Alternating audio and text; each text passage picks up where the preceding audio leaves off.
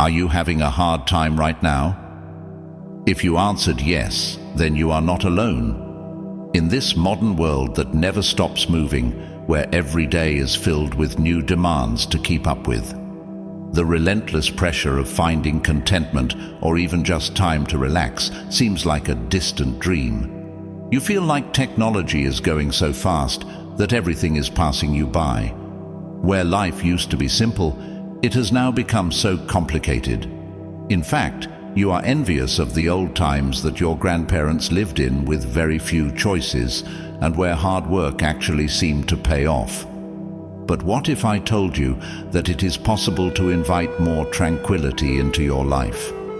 You can make a complete transformation in your life, not overnight, but with small changes that will eventually bring more contentment to you. How is this possible?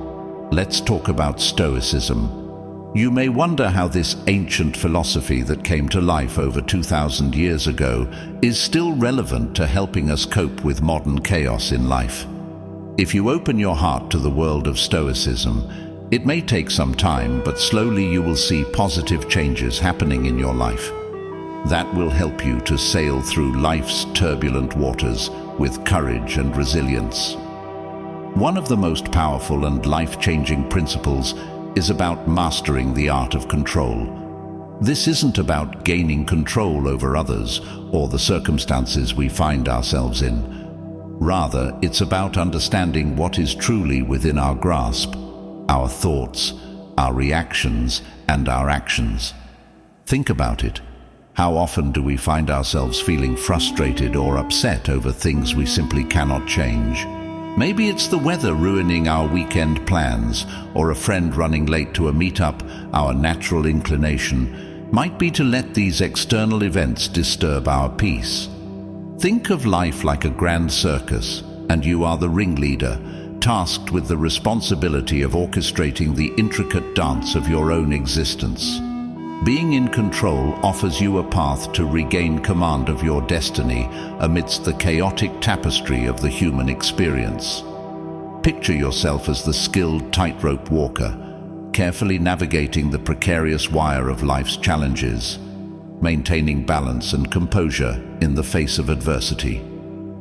Start by taming the unruly lion of your thoughts, training your mind to focus on what you can control and letting go of what you cannot, just as a lion tamer commands respect through discipline and unwavering resolve.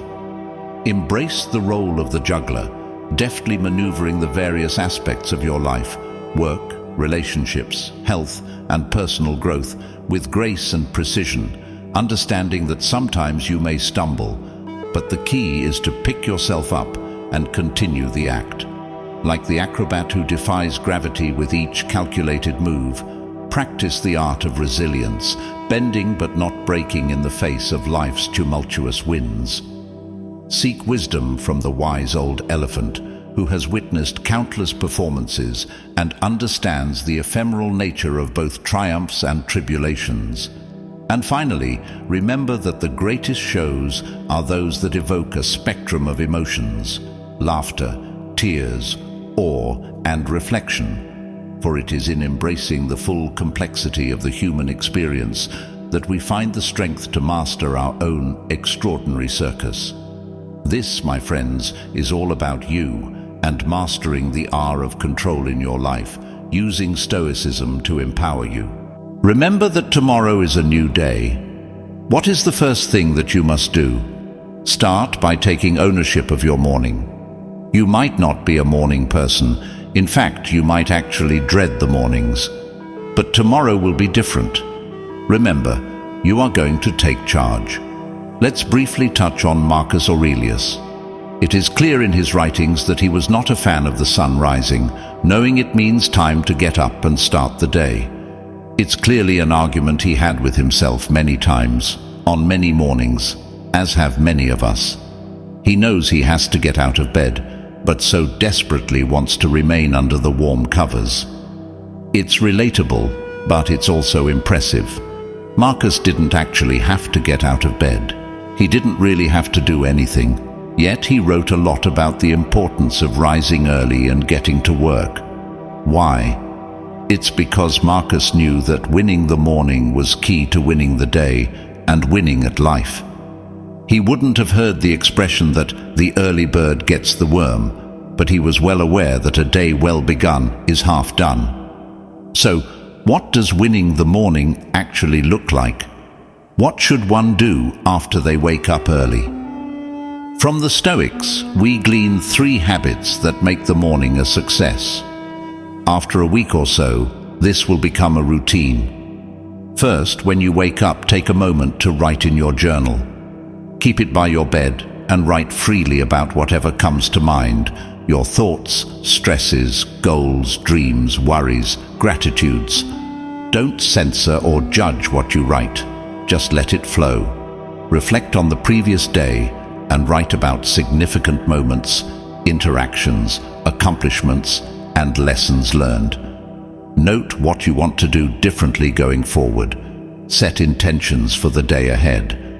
What do you want to focus on? How do you want to feel? What would make today great? Write about longer-term goals, plans, and visions for your life. Imagine your ideal future. If you feel stuck, use prompts like, I feel, I want, I'm grateful for. Don't worry about spelling, grammar, or punctuation. This writing is just for you.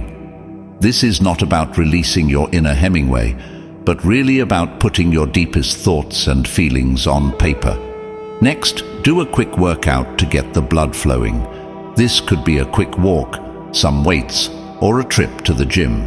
Release the morning endorphins. Take that natural high and do some deep work. The first 2 to 3 hours of the day are the most productive, so get going. Concentrate on what's in front of you like a Roman, Marcus Aurelius wrote.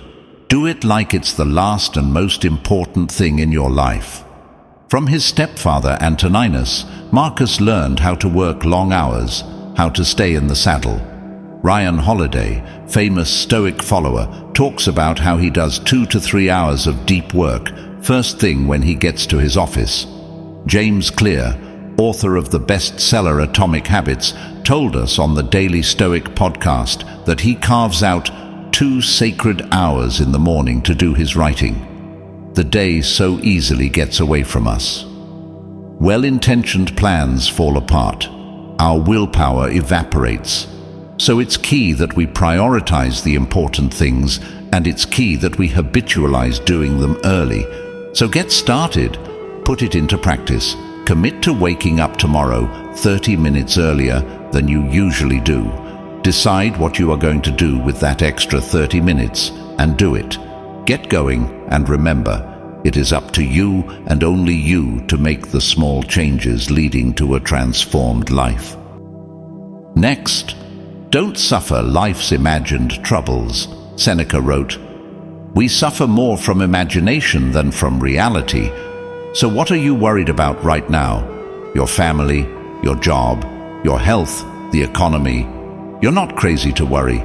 Bad things could happen related to any of them. But let's go backward in time. A month, a year, 5 years ago. What were you worried about then? Mostly the same things, right? And how many of those worries came to pass? Mark Twain famously said, "I am an old man and have known a great many troubles, but most of them never happened." We try to not worry, yet we find ourselves entangled in the vivid tapestry of stress. Each thread a different hue of anxiety. The deep burgundy of work, with its relentless demands and looming deadlines, fearing that you will be the casualty of yet another corporate downsize, threatens to unravel our carefully woven balance. The shimmering gold of money, perpetually slipping through our fingers like sand, leaves us grasping for financial stability in a world that seems to constantly shift beneath our feet. And then there's the emerald green of family, a color that should evoke warmth and comfort, but often comes with its own unique set of challenges and responsibilities, tugging at our heartstrings and testing our resilience. These stresses, like haunting echoes from the past, have been whispering in our ears for years, even decades for some. But as we look back on those times, we realize that amidst the chaos and uncertainty, We somehow managed to navigate through, and we figured it out, one day at a time, one problem at a time. The knots in our stomachs slowly loosened, the furrowed brows gradually relaxed, and we found our way to a place of relative peace, understanding that the troubles we so often suffer are, in fact, imagined. The stresses of life never truly disappear, but we learn to dance with them, to find our rhythm in the midst of life's ever-changing tempo. We discover that the troubles we anticipate and agonize over rarely come to pass in the way we envision. And as we stand here today, 5 years later, we can take a deep breath and remind ourselves that we have the strength and resilience to overcome whatever challenges life may present. So, let us not suffer life's imagined troubles, but instead embrace the present and trust in our ability to navigate through by realizing that we can. Next is, treat success and failure the same. Marcus Aurelius wrote in Meditations, "Accept the good stuff without arrogance, let the bad stuff go with indifference. Neither success nor failure say anything about you." A rock thrown in the air gains nothing by going up, Marcus said, and nothing by falling down. After all, he was an ordinary man picked by Hadrian to become emperor, yet he could have been equally dethroned at any moment as well. Did this change who Marcus was? Did it mean he was better or worse than other people? No. He was still the same rock. And so are you. I remember my university days very well. I was so excited to be accepted into my dream school, USC. I mean, it was amazing. I felt like I was in the clouds from being so high. But then reality set in, and that first year at college ended up being one of the worst of my life. If something could go wrong, it did. Talk about going from being extremely high to very low. Looking back, I wish that I had been given this advice. Just take it all in stride. I eventually did graduate, and through the highs and lows, I was and will always be the same person. Whether you are swimming in friends or find yourself constantly alone, you're still you. Whether you get that big promotion or lose your job, your value remains unchanged. Whether you drive a fancy car or a plain ordinary one, it doesn't define who you are. The question is how we're going to respond to these swings of fate. Remember, success is not final. Failure is not fatal. It is the courage to continue that counts. Spoken by Winston Churchill. You're the same. Success or failure, highs and lows, they don't change you. They are outside you. These are indifferents. You stay the same. Put it into practice.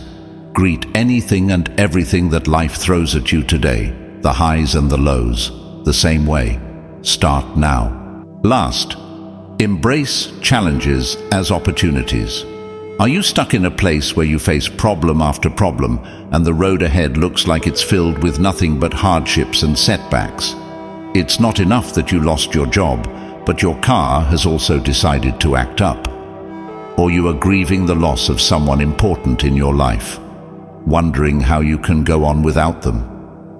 Well, as philosopher Friedrich Nietzsche once stated, "Out of life's school of war, what doesn't kill me makes me stronger." Or Seneca once referenced, "Difficulties strengthen the mind as labor does the body." When faced with a challenge, there is only one choice. You must reframe it as a chance to learn, develop new skills, and push yourself beyond your comfort zone. This mindset has been embodied by countless successful individuals, such as Thomas Edison, J.K. Rowling, and Oprah Winfrey, who all encountered significant challenges but persevered to achieve their goals. Sit down, pen in hand, and start small. Write down your challenges. By doing this, you are taking control of them. Break each one down into smaller tasks. Then start creating a plan of action. If you need help, get it. Meet up with a friend for coffee or lunch and talk through this. Staying motivated during prolonged or difficult challenges can be accomplished by keeping your end goal in mind, celebrating small victories, and maintaining a positive attitude. While it may seem difficult to view setbacks and obstacles in a positive light, there are countless examples of people who have done just that and achieved remarkable success as a result. Think about Bethany Hamilton's story. Despite losing her left arm in a tragic shark attack at a young age, she refused to let this setback define her or destroy her passion for surfing. Instead, she viewed the challenge as an opportunity to develop new techniques, overcome limitations, and inspire others facing their own difficulties. Her unwavering determination and positive outlook enabled her to not only continue pursuing her dreams, but also to achieve great success. Embracing challenges can also lead to personal and professional breakthroughs by compelling you to think creatively and explore new opportunities. Common mental barriers, such as fear of failure and self-doubt, can be surmounted by practicing self-compassion, focusing on growth, and reframing negative thoughts. Ultimately, the lessons learned from embracing challenges can be applied to future obstacles, allowing you to leverage the skills and resilience gained from previous experiences to confront new challenges with confidence and determination, just as the Stoics advised. My friends, thank you for your time today. If you wish to hear more about Stoicism, please don't hesitate to like and subscribe. Have a great Stoic day, filled with courage and resilience.